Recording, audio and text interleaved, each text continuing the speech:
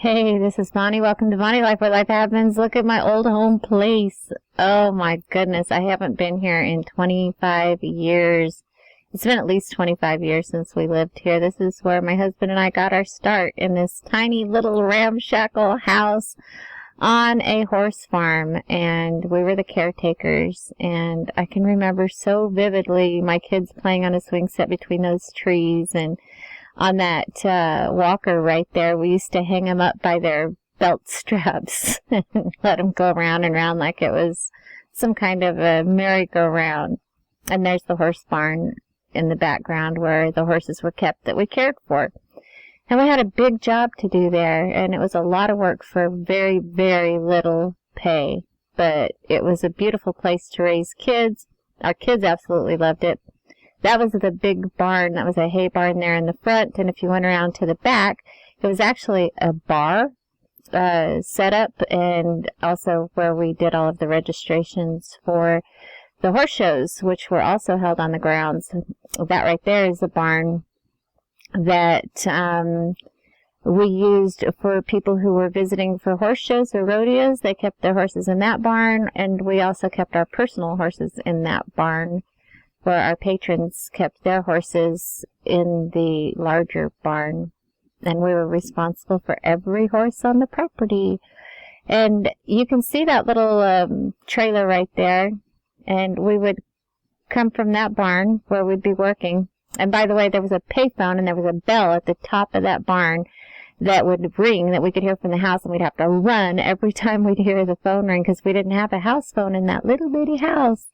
No, we didn't. No cell phones, no house phone. We had to run all the way to the barn, rain, snow, or sleet, to catch a phone call. And it cost us 25 cents to make a call, so a quarter was a lot of money to us back then. Yeah, times have changed. But we sure did like living there, but we didn't like the hard work. It was hard, hard life. I'm telling you, if you've never lived the life of a cowboy, it's not easy. And we both have wondered if we would ever trade it for the world, and I don't think we would. And I know our kids wouldn't. They absolutely love it. And I have used that very trailer right there so many times when we clean out horse stalls. We would drag that down with a tractor after we turned the horses loose in the big barn, and we would shuck the stalls, and we would throw all of the sawdust and the manure in there, and then those are the blades that would throw it out throughout all of this grass here and into the fields, and it would fertilize it. So we would use that spreader after we would shuck stalls. And those stalls had to be cleaned all the way down to the earth once a week. And it was hard labor on our backs. Boy, we both have back problems today. That back side of the barn is a hot mess today. It used to be pretty. And we had some fun parties in that barn. And that was the snack bar area. There were picnic tables all out there for when we had rodeos and horse shows. And our kids loved to hang out there because they got free food. And there's the lights up in the arena. The arena's all grown up and grown over. I'm not sure if we can get in there or not, but it just looks like ruins now. 25 years. I don't think anybody lived there after us. I believe it was shut down and sold. But yeah, the gate's open and we are going in. We're going in. We rode in here so many times, just exercising horses, and the horses who stayed with us permanently. I can't believe there's no seats on the bleachers. It's just like pillars of cement. It's a hot mess. That scorching sun was not good on a hot day when you had to work out there, that's for sure. But I'm just shocked looking around here at how overgrown everything is. It's like, what happened? It seems like yesterday, but it was apparently so very, very long ago. And I see a barrel. Oh my goodness. Yeah, that has to be the original barrel. And my kids used to barrel race here during horse shows. Even my husband and his sister barrel raced in this arena when they were kids. In fact, on the same horse that my kids rode. Yeah, that's the exact same barrel that my daughter, I remember her riding around it on my husband's horse, and it was a Welsh pony, and her name was Sis, and she ran around the barrel there, and oh man, it was not pretty. Boy, that's been tore up. She got around it, and I was on the other side of this fence here, standing by the what were bleachers, and she took a dump right about there. The horse just threw her, and she landed hard, knocked the air out of her. She couldn't breathe. She ran to the fence and was just grasping it.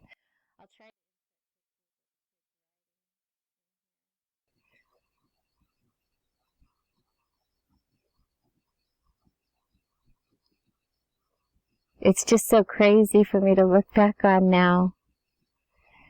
Wow.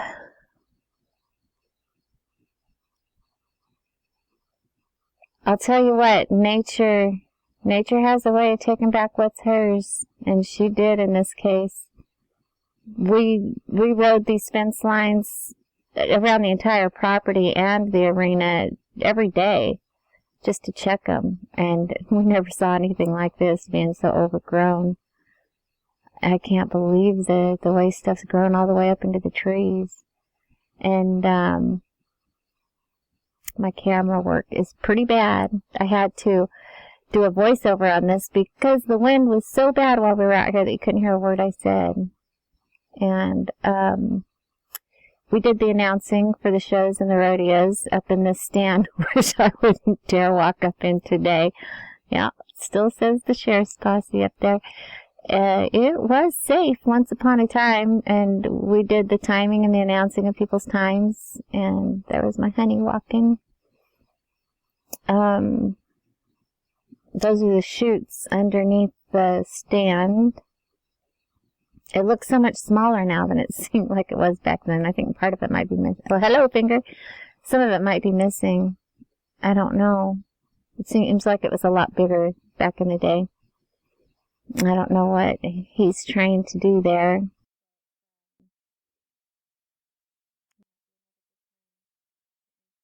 Some pictures.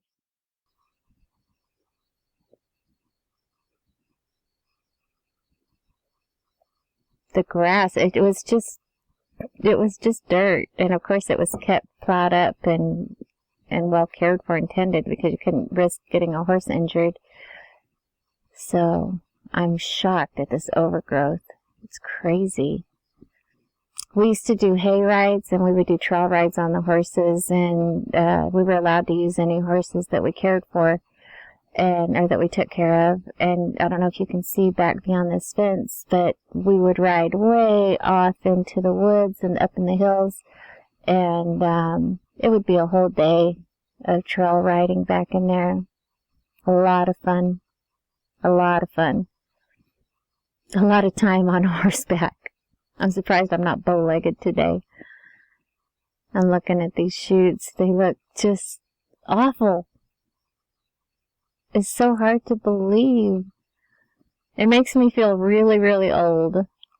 I can't even imagine what's on my husband's mind walking around. We were so hungry and worked so hard we were scrawny.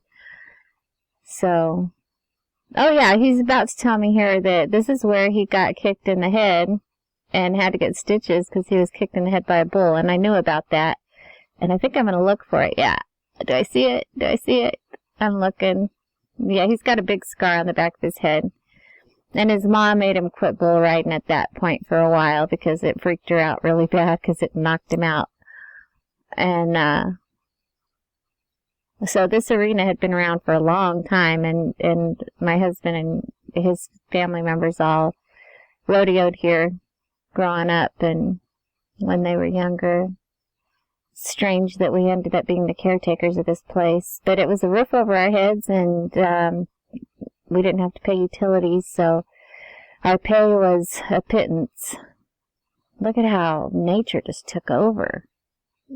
The lights, the vines that just grew up over the lights, it's crazy. It's hard to believe. So yeah, we had our own horses here. Our kids had a Shetland pony, and his name was Champ. And Champ loved to just take off with the kids, I'm sorry. He would just take off and take off beyond he wouldn't even hit this arena. He would come from the house and he would run clear back to those woods, and we'd just hear the kids screaming and they'd be holding on for dear life. And I don't know how he ever broke away from us, but me or my husband, neither one of us that was out at the time, would have to just jump on a horse, just bareback and go flat out after it. And there was nothing we could do about it, except for would chase him down on the horse, which is what we did. And it seems like the horses that we had the longest knew exactly what to do, to just go full out and catch up to the kids, and we would jump off and stop the runaway that was trying to kidnap our kids. They were tough. Our kids were tough, but they didn't like being run off with the horse. And that stupid Shetland pony would not stop for nothing. We had some beautiful horses that we kept here and took care of. Just beautiful memories.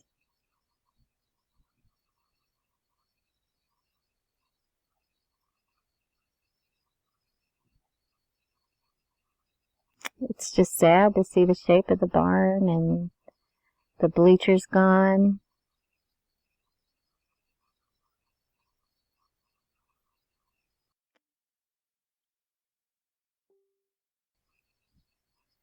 It's been a long, long time.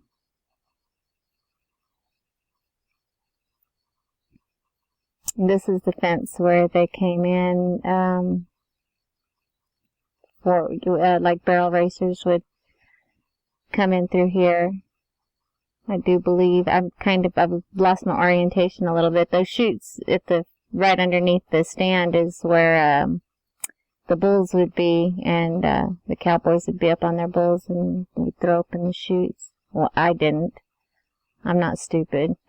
I took care of the horses, but I wouldn't take care of an angry old bull.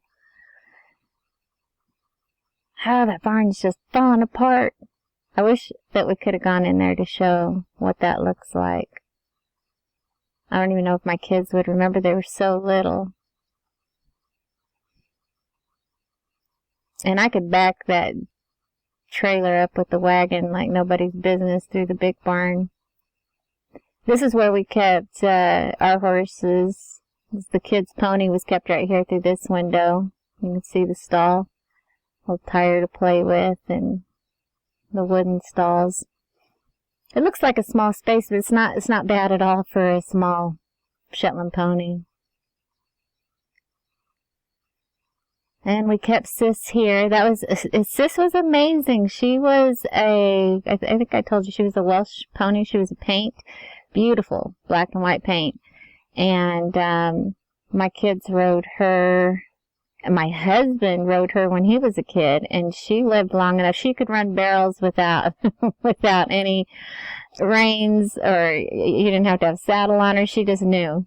She'd get in an arena and she knew to run the barrels. So my kids, my husband and his sister barrel raced that horse, and my kids barrel raced and won, actually.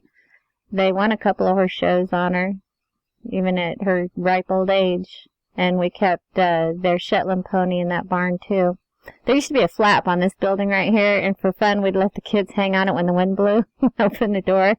They'd go flying up like Superman up in the air.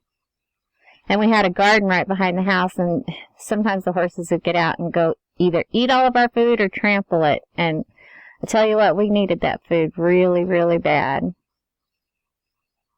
Let's see, this is the barn where we worked in from sunup to sundown. And it looks like it's open. Oh, don't be a wimp, go in! Well, then you back away and let me go in. I ain't afraid. I want to reminisce. And so you think I'm going to reminisce? Oops, somebody's truck's in there. That's not going to stop me. This is the barn where we kept the grain. We kept that locked up. And over here that used to be the payphone. It's an actual phone now. And that was the tack room and our office and where they had meetings. And some more tack is here. And let's see, yeah, those hooks, we had one on either side of the building, and we would we had chains and would hook the horses up so that we could check their hooves and give them a once over before anybody rode them, get them saddled up, ready to ride. And these are the stalls. That right there, my friends, is a mess. We would be fired for that. Never could we let a stall look like that. No siree, Bob. That was done every day. There was no wet sawdust in those stalls. The horses had the speakers, country music blared 24 hours a day in here. I think horses just don't like to be quiet, and they don't like the quiet. They want it to be, have music or something. Every barn I've ever been in has had music playing. And one of our patrons who kept his horse here cut his finger off on one of these doors one time, and we put it in the freezer and took it to the hospital. It was horrible. It was horrifying. I didn't want to try to remember that. I was never injured like that. But yeah, these are the stalls, and we would turn the horses loose every day, and our kids were little, like 3 years old, 5 years old, 3 and 5, and so we would put them in one of these stalls and shut the door, and then we would go turn all the horses out. We'd open those doors right there in the back, which led out to the pastures, and we would throw all these doors open. There would just be a stampede of horses run through. So we'd keep the kids safe by throwing them in. There's an example of one torn all the way down to the dirt, which we would do once a week. Then we would throw down some lye and then some sawdust, put sawdust back in there, and I'm telling you what, with as tiny as we were and as little nourishment as we had, it was not healthy for us. But yeah, the kids would stay safe in there, and after the horses were turned loose, we would let the kids back out, and that's when we would do our cleaning, when we had the stalls all emptied out. And of course, at the crack of dawn, 5, 6 o'clock in the morning, and especially in the winter time, it was hard. We'd be out there, have to come out and break up ice, and right there is a bucket where the ice bucket went in that basketball hoop-looking hole, and then the hay went into that grate, however many flakes each horse got, and then we would put the grain would go. That was the grain, and then the water would go in a bucket here. So we'd have to come out with like an ice pick and break up the ice out of there, or bring fresh water, because it would be so cold in the winter that all the ice would freeze and the horses didn't have anything to drink. But yeah, I wore down the dirt in here every day, back and forth, back and forth. It's still structurally sound. It's shocking. I have no idea what's under that sheet right there. Weebles wobble, but they don't fall down. I have no idea. That was not a horse that we had. I don't recognize either of those names. Desi, nope. No Desi.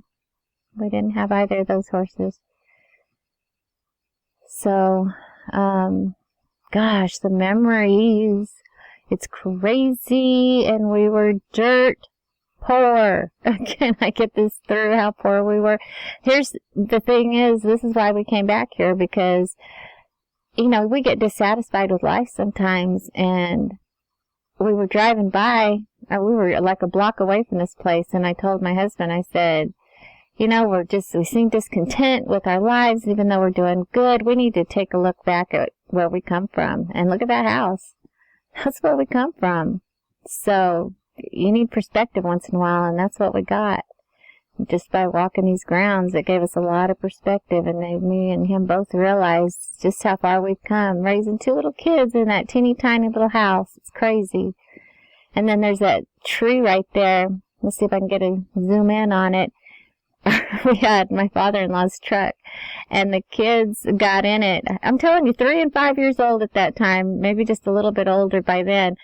One was running the steering wheel, one was running the clutch. They got that truck started, and they crashed right into that tree and destroyed the truck, and God only knows how they came out of that okay, but they were totally fine, but the truck was destroyed. My kids will say that being poor was the best time of their lives, their childhood lives. I can't even imagine, but they had a ball living here. There was a big old tall stack of sawdust, and they would climb up and down that like a mountain, play King of the Mountain, and roll down.